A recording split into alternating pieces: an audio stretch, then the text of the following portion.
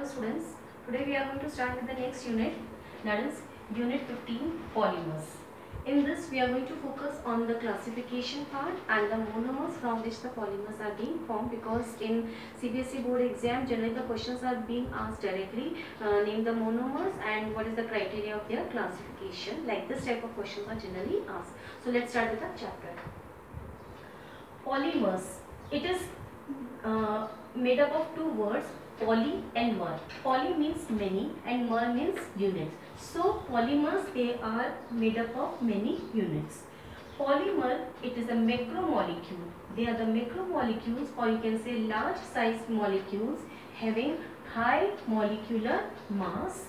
They are formed by joining of repeating structural units which are called as monomers, and they are linked by covalent bonds. So polymers, they are obtained from monomers. When they join in a repeated fashion by covalent bonds, they form the polymer, and this process is called as polymerization. The process of formation of polymers from its monomers is called as polymerization. Now, classification. First we will go for the classification based on source. On the basis of the source, in how many types a polymer can be divided. It can be natural, it can be semi-synthetic, it can be synthetic. Natural polymers, when they are found in plants and animals, they are called as natural polymers. For example, protein. For example, starch. Or you can say cellulose. Or of course you can say rubber, it is also a natural polymer. So here they are occurring naturally in the plants and animals. Man has no role to play, men don't play any role to prepare them. So they are occurring naturally. Semi-synthetic, in this raw material it is natural. In this we are taking two examples. First it is cellulose acetate. Cellulose acetate, it is also called as rayon. And the second example, it is cellulose nitrate.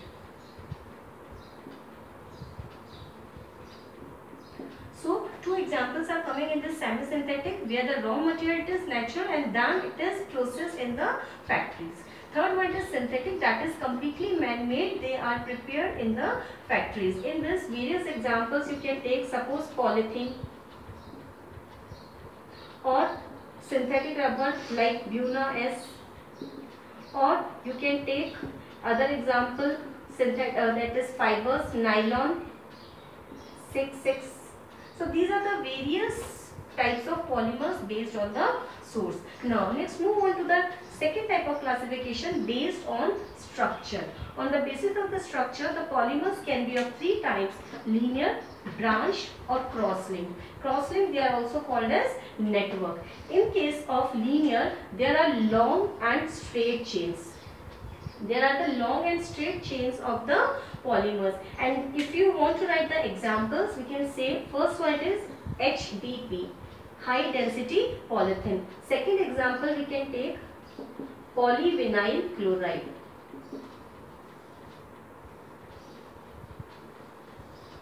Okay, here in the branched polymers, there are linear chains having some branches. So if you are drawing these linear chains, you can show some sort of branches are present in them. Okay, so these are the branched polymers, and in this we are having the example of LDP,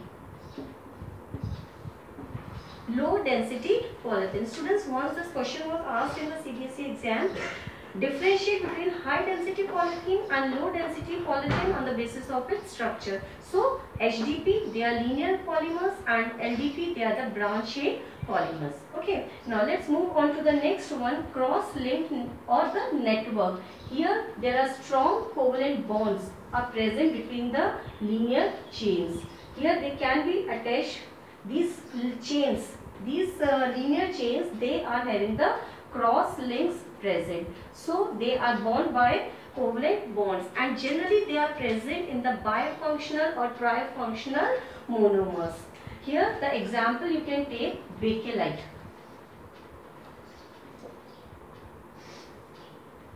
Second example, we can take melamine. Okay, so in this way we have discussed the two types of classification. First it is based on source and second one it is based on structure. Let's move on to the third type of classification, which is based on the mode of polymerization.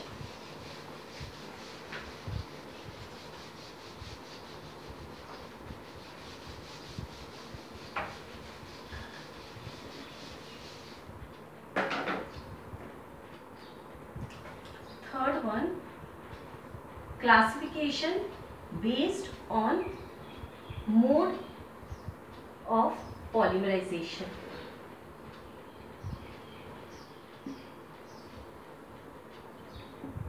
Okay, so here we can divide it in two types.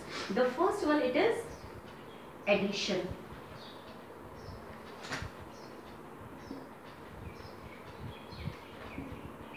Addition polymerization, and the second one, it is condensation polymerization.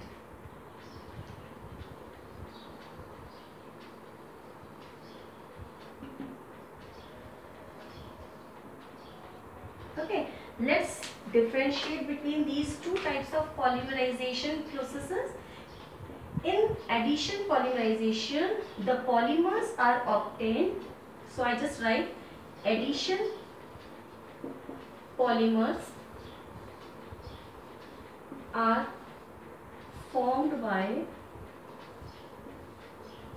repeated addition of monomers having either double bond or triple bond.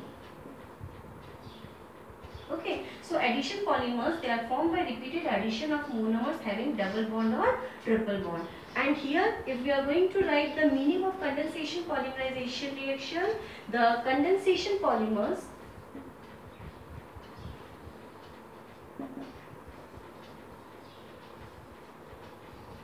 are formed by condensation reaction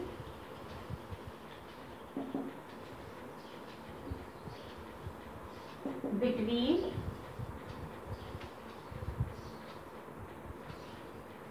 two different bifunctional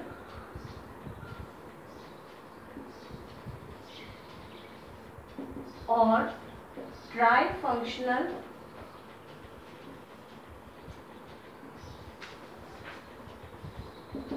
monomers.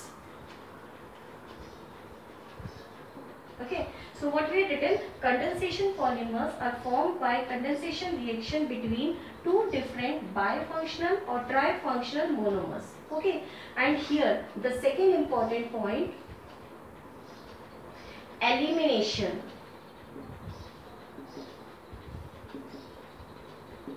Here always this condensation polymerization, it is always associated with an elimination of a small molecule.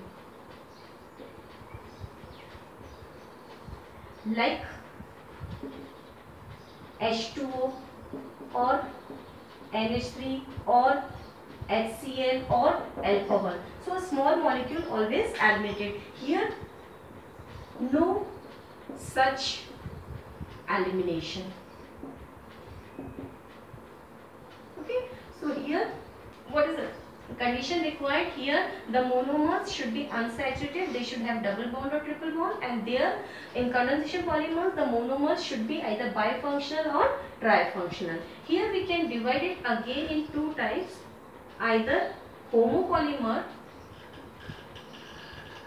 or copolymer.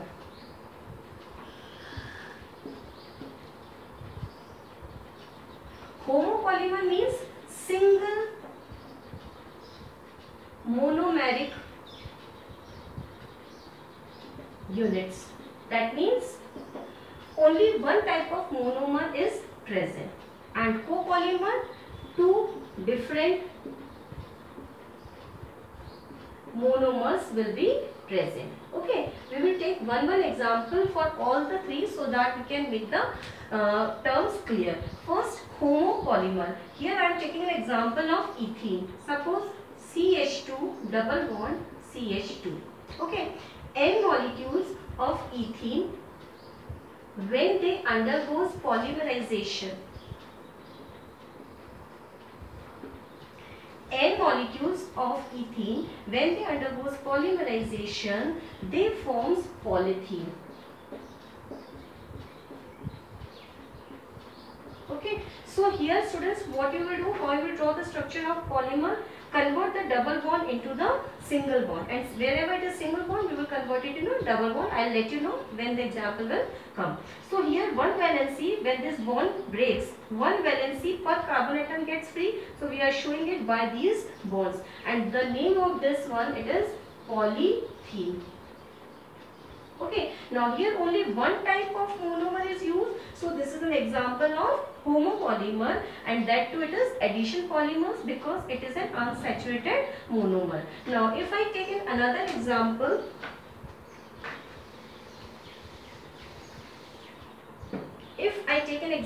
of 1,3-butadiene CH2 double bond CH CH CH2. This is buta 1,3-diene. Okay, either 1,3-butadiene or buta 1,3-diene, when it combines with CH2 double bond CH C6H5. This is styrene. Okay, when buta 1,3-diene combines with styrene, they undergoes polymerization and they forms Buna-S, a synthetic rubber. How we will draw the structure, students? This is an important part. First, you will write this part of butadiene, and what you will do, wherever the double bond is there, you will convert it to single bond, and single bond will convert into double bond. Okay, so let's start writing from here. One valency of this carbon gets free, so I'll write CH2 single bond, CH double bond, CH, then CH2. Okay, so here CH2, one valency gets free. Now it will get attached with this carbon, so I will write CH2, and then this double bond will convert into single bond and it will be CH. See students, we have to focus on this unsaturated part, and whatever groups are written, either they will be written upside or the downside. So we are going to write it here, C6H5. This is Buna-S. Okay, so in this way we can say that Buna-S is an example of copolymer because it is formed from two different monomers. One is buta 1,3-diene and second one it is styrene. So Buna-S, it is a copolymer. Now the next one is condensation polymer. Let's take the example of condensation polymer also. Here I am going to take an example of nylon 6,6. So for nylon 6,6, the monomers are adipic acid and hexamethylene diamine. What is adipic acid? It's a 6-carbon acid and a dicarboxylic acid. Okay, 6 carbon plus dicarboxylic acid. And what is hexamethylene diamine? 6 carbon molecule having 2 NH2 groups. Let's draw their structure.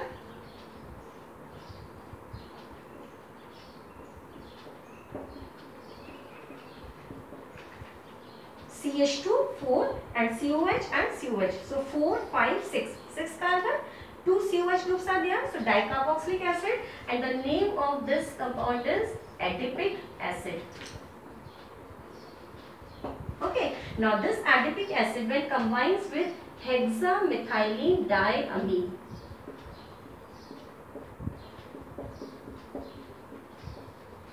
hexa, 6 carbon are there, methylene groups are there, and 2 NH2 groups are there. So the name of this compound is hexamethylene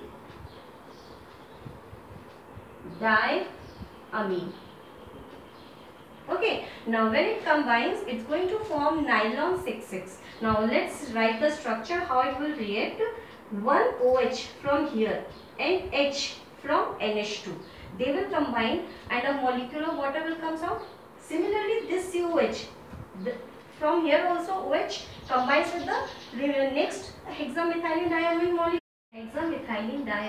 molecule, and this H from this hexamethylene diamine molecule will combine with the OH of the next adipic acid molecule. So when they combines N molecules of these two monomers, we will always write N over here and similarly N over here. In the previous example where we had discussed Buna as students, or also write N over there.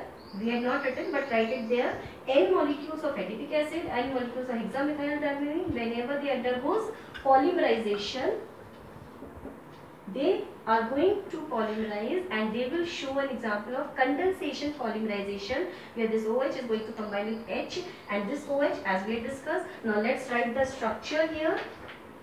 C double bond O, when it is connected with CH2 4 C double bond O, see this one CO, and what is left behind here? NH, because H has already reacted with OH, so we are having NH, done CH2 6, then NH, and we will write N over there. In Buna also students write N over there, and this is nylon 6 6. Why we are using the terms 6 6? Because the adipic acid is also having 6 carbon and hexamethylene diamine is also having the 6 carbon. So we are using the letters 6 and